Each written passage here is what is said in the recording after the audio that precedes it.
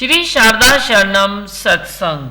परम पूज्य सतगुरु श्री शारदा दादी भगवान जी की आकाश अमृत वाणी 14 जून 2004। जो जैसा भाव जगाए वैसा ही फल पाए।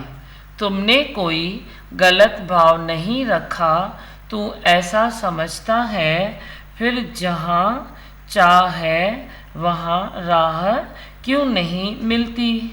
यह अधूरापन क्यों? माया की ओर पुरुषार्थ करते करते तू थक जाता है, पर तृप्ति के बदले बढ़ती हुई अतृप्ति को पाता है। माया का ऐसा नशा जो अपने आप को नहीं समझ सकता। जिस तरफ जाना है उस तरफ न जाके दूसरी तरफ जा रहा है। मंजिल कैसे मिलेगी? जिसको तू बोलता है मैं अच्छा भाव रखता हूँ, वही तेरी भूल है।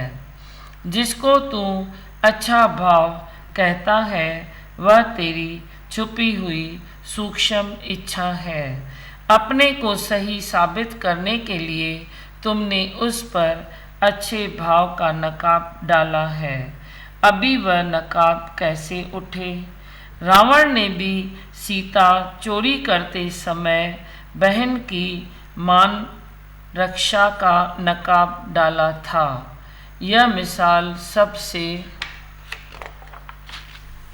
लगता है। सब अपनी इच्छा पूर्ति के लिए कोई न कोई नकाब डालते हैं। कभी बोलेगा बच्चे और स्त्री का बार मेरे ऊपर नहीं है। कभी बोलेगा कुल की मान मर्यादा, बड़े बुजुर्गों की सेवा, समाज सुधार, संस्कृति की रक्षा, इन सब का उत्तरदायित्व मेरे ऊपर है। जो अपना बोझा नहीं उठा सकता वह दूसरों का बोझा कैसे उठाएगा?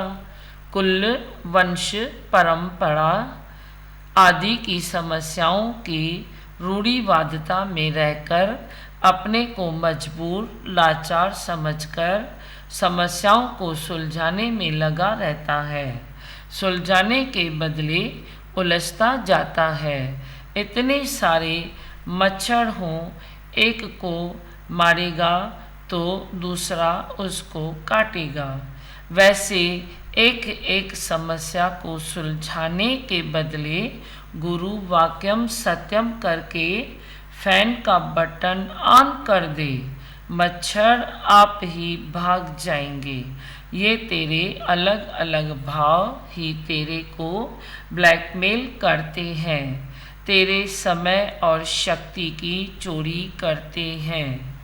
गुरु के स्वर से स्वर मिलाकर एक ही गर्जना कर, अम ब्रह्म अस्मयी तत्वमसि।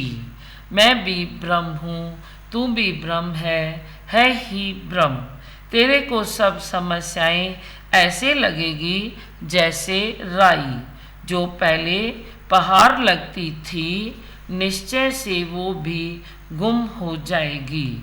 यह समस्याएं तेरी मीत बन जाएगी जो तेरे में प्रभु प्राप्ति का प्रेम पैदा करती है।